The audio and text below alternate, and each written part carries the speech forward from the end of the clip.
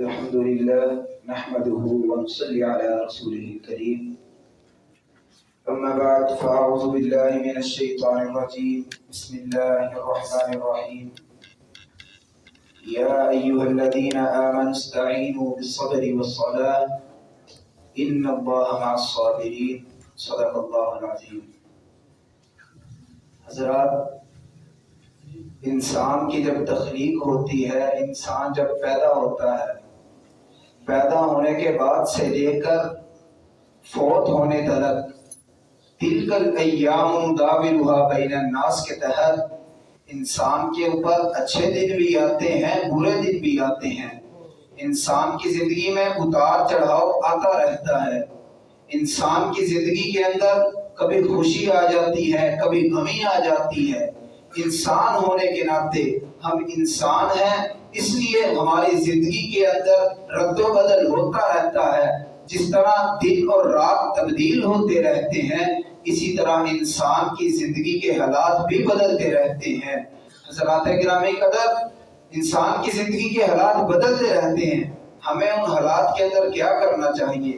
مشکل وقت آ گیا ہے، انسان کی زندگی کے اندر کوئی کسی قسم کی مشکل آ گئی ہے، ہمارا حق یہ بنتا ہے کہ مشکل اوقات کے اندر اللہ رب العزت کو اللہ ہی کی عبادت کی جائے.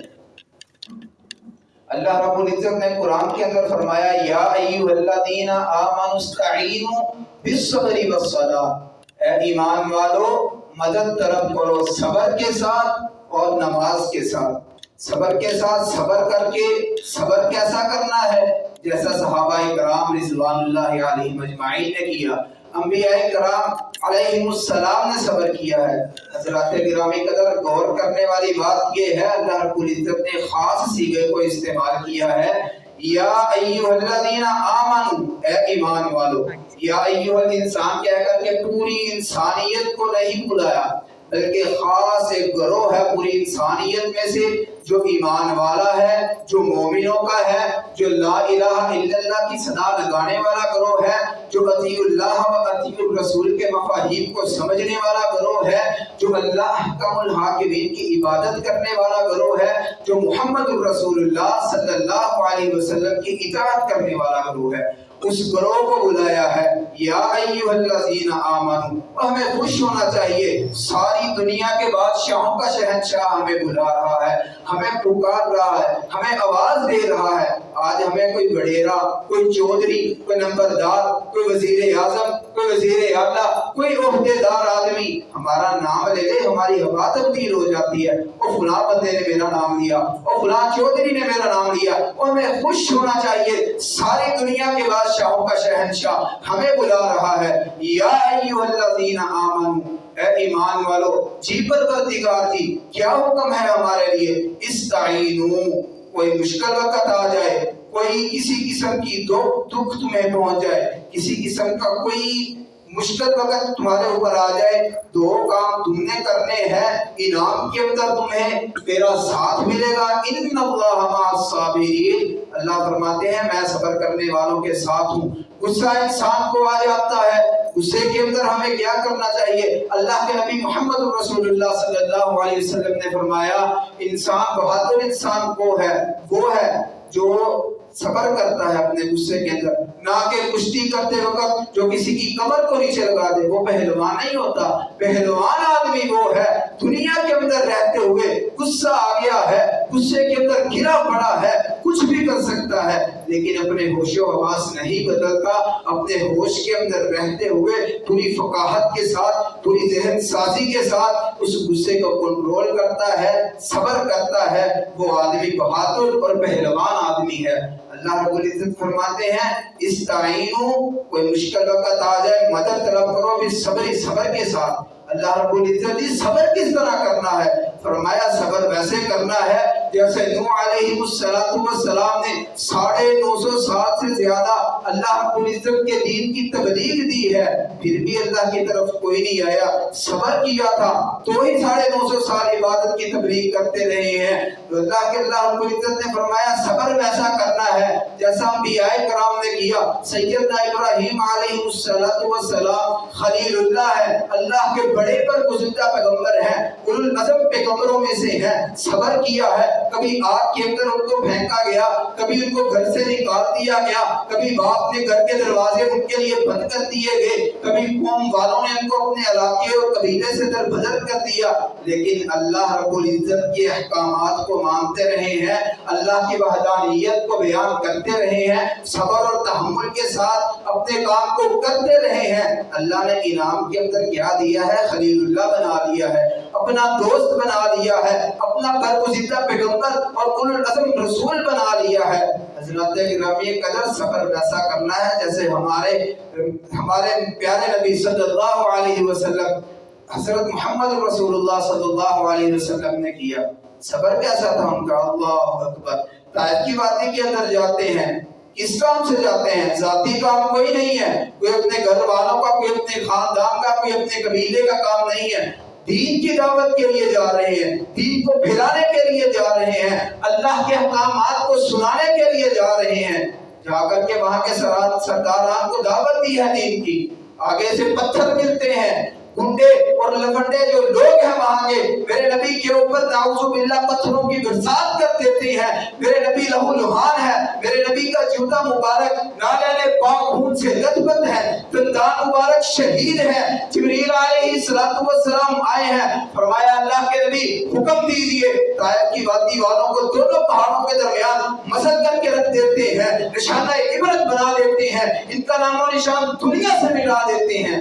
لیکن اللہ رب العزت کے نبی نے صبر اور تحمل کے ساتھ کام دیا، فرمایا نہیں جبریل، اللہم اہدی قومی فإنہم لا یعلمون، اللہ سے دعا کی ہے، غصہ تھا طائفیوں کے اوپر، لیکن صبر کے ساتھ کام لیا ہے۔ صحابہ کرام کی جماعت کو دیکھ لیجئے، اس طرح کی مثال ہمیں پوری انسانیت کے اندر نہیں ملے گی۔ خباب بن ارد رضی اللہ تعالیٰ عنہ کہیں پر دین اسلام کی خاطر اپنے جسم کے اندر گرم سیخوں سے اپنے جسم کی چربی کو پگھلاتے ہوئے نظر آتے ہیں۔ کبھی سیدنا بلال حبشی رضی اللہ تعالیٰ عنہ مدینہ مکے کے تپتے صحراؤں پر اپنے جسم کو لٹواتے ہوئے نظر آتے ہیں۔ کہیں ان کے اوپر پتھروں کی برسات کی جاتی ہے، کبھی جلتے گاروں کے اوپر جلایا جاتا ہے، کہیں پر سیدہ زینب رضی اللہ عنہ میرے نبی کی لفظ ذکر ہے، خباب بن ارد میرے نبی کا صحابی ہے، بلال حبشی میرے نبی کا صحابی ہے، ان کے اوپر اتنے مشکلات آئی، اتنے دکھ آئے، اتنی تکلیفیں آئی، کبھی انہوں نے ہوش کو نہیں کھویا، کبھی انہوں نے اللہ کے سامنے کسی قسم کا شکوہ نہیں کیا کہ کیا دکھ ہمارے لیے ہی بنائے گئے ہیں، مشکلات ہمیں ہی آنی ہے۔ صبر کیا ہے میرے نبی کی دی ہوئی تعلیم کے مطابق۔ میرے نبی کی لفظ ذکر سیدہ زینب کے پیٹ کے اندر حبار بن اسود نے نیزہ مار دیا ہے، سیدہ زینب کا حمل ضائع ہو گیا ہے، میرے نبی نے پھر بھی صبر کیا ہے۔ سید الشہداء سیدنا امیر حمزہ کو شہید کر دیا گیا، ان کے جگر کو نکال کر کے چبایا گیا، کچا چبایا گیا، لیکن صبر کیا میرے نبی نے۔ حضرات گرامی قدر، صبر کے مثال صحابہ کرام نے دی ہے۔ میرے نبی کے چچا سید الشہداء سیدنا امیر حمزہ کے جسم کے ٹکڑے ٹکڑے ہوئے ہیں، ٹکڑا جسم ہے، دیکھا نہیں جا رہا، میرے نبی کی آنکھوں سے آنسو آ رہے ہیں، لاشا پڑا ہوا ہے، میرے نبی کی پھوپھی آتی ہے اور سیدنا امیر حمزہ کی بہن آ رہی ہے۔ اللہ کے نبی نے فرمایا صحابہ میری پھوپھو کو آگے مت آنے دینا، یہ کیفیت دیکھی نہیں جا رہی، صبر کا پیمانہ لبریز کر دے گی اس کو دیکھ کر کے۔ جیسے ہی آگے آتی ہے میرے نبی نے فرمایا میری پھوپھی جان آگے مت آئیے، نہیں دیکھ سکتی آپ۔ فرمایا اللہ کے نبی ہم نے آپ کی تعلیم دی ہوئی ہے، آپ نے صبر کا حکم دیا ہے، صبر کر کے دکھاؤں گی۔ کعبے کے رب کی قسم ہے، اپنے بھائی کی لاش کو دیکھتی ہے، اپنے دوپٹے کو منہ کے اندر رکھ لیتی ہے، کہیں پر میری آواز بلند نہ ہو جائے، صبر کا پیمانہ نہ مجھ سے چھوٹ جائے۔ صبر کر کے دکھایا ہے صحابہ کرام نے۔ صبر کریں گے دکھ دور ہوں گے، صبر کریں گے تو اللہ رب العزت کا ساتھ ملے گا۔ اب بلال حبشی نے صبر کیا تھا، اس وقت صبر کیا ہے، انعام کے اندر کیا ملا ہے؟ چلتے ٹوٹے ہوئے جوتے کے ساتھ مدینے کی کچی گلیوں میں ہے، قدموں کی آہٹ جنت کے اندر سنائی دے رہی ہے، یہ انعام دیا ہے۔ صحابہ کرام نے صبر کیا ہے تو اللہ نے رضی اللہ عنہم و رضوان کا انعام دیا ہے، انہوں نے صبر کیا ہے جنات تجری من تحتها الانہار، یہ انعام ملا ہے، انہوں نے صبر کیا ہے اولئک هم الراشدون، یہ انعام ملا ہے، انہوں نے صبر کیا ہے اولئک هم المفلحون، یہ انعام ملا ہے۔ اتنے جنہیں انعامات صبر کرنے کی وجہ سے ملے ہیں، اللہ کے احکامات کو ماننے کے ساتھ یہ ملے ہیں، رسول اللہ صلی اللہ علیہ وسلم کی تعلیم کو اپنایا ہے، عمل کر کے دکھایا ہے۔ اور رسول اللہ کی تعلیم کیا ہے؟ صبر کے ساتھ کام کیجیے، تحمل کے ساتھ کام کیجیے۔ میرے نبی صلی اللہ علیہ وسلم جب اس دنیا سے چلے گئے، انتقال پر ملال ہو گیا میرے نبی کا، مدینے کے اندر شور مچ گیا کہ نبی اکرم صلی اللہ علیہ وسلم چھوڑ کر کے چلے گئے ہیں۔ سیدنا عمر رضی اللہ عنہ نے اپنے ہوش کھو دیے، تلوار کو نکال دیا میان میں سے، کہا جس نے کہا کہ محمد رسول اللہ صلی اللہ علیہ وسلم اس دنیا سے چلے گئے ہیں، میں اس کی گردن کو اڑا دوں گا۔ یہ تو سیدنا ابو بکر صدیق رضی اللہ عنہ نے صبر، تحمل، فقاہت، ذہانت کے ساتھ کام لیا، اور سیدنا عمر رضی اللہ عنہ کو سمجھایا کہ اگر تم رسول اللہ صلی اللہ علیہ وسلم کی دعوت اور ان کی اطاعت کرتے تھے، ان کی پیروی کرتے تھے، ان کی عبادت کرتے تھے تو اللہ کے نبی نہیں گئے، اگر اللہ رب العزت کی عبادت کرتے ہو تو رسول اللہ دنیا سے چلے گئے ہیں، کیونکہ کل نفس ذائقۃ الموت، ہر جان نے موت کا ذائقہ چکھنا ہے۔ اسی لیے حضرات گرامی قدر، پہلے نمبر پر صبر کرنا ہے، پہلے نمبر پر تحمل کے ساتھ کام لینا ہے۔ مشکل وقت آتے رہتے ہیں، کوئی کسی قسم کی تکلیف آتی رہتی ہے۔ آج ہمارے گھروں کے اندر اگر کوئی فوت ہو جائے، وہ ویلا کرنا شروع کر دیتے ہیں، اپنے آپ سے باہر ہو جاتے ہیں۔ ایسے نہیں کرنا، اللہ رب العزت نے یہ تعلیم نہیں دی، دین کی یہ تعلیم نہیں ہے۔ دین کی تعلیم یہی ہے کہ صبر کے ساتھ کام لینا ہے۔ دوسرے نمبر پر نماز ادا کرنی ہے۔ کوئی مشکل وقت آ گیا ہے، تکلیف آ گئی ہے، آئیے وضو کیجئے، 2 رکعت نماز پڑھیے، اللہ کے سامنے گر گرائیے، اپنی تکلیف کو اللہ کے سامنے پیش کیجئے، اپنی تکلیف کو سجدے کی حالت کے اندر اللہ کے سامنے بیان کیجئے۔ اللہ رب العزت تو فرما رہے ہیں، یا عبادی الذین اسرفوا علی انفسہم لا تقنطوا من رحمت اللہ، اور دنیا کائنات کے لوگوں میری رحمت سے نا امید نہ ہونا، میری رحمت سے کبھی نا امید نہ ہونا۔ لا تقنطوا من رحمت اللہ، کوئی بات نہیں، غلطی ہو گئی ہے، مشکل وقت آ گیا ہے، اللہ کے سامنے یہ نہ کہ دوسرے درباروں، قبروں، مزاروں کے اوپر جا کر کے اپنے جبین و نیاز کو جھکائیے۔ اور یہ پیشانی اللہ نے بنائی ہے اپنے سامنے جھکنے کے لیے، یہ پیشانی صرف اور صرف جھک سکتی ہے تو اللہ کے سامنے جھک سکتی ہے، اس کے علاوہ اس کو جھکانا یہ انسان کی توہین ہے۔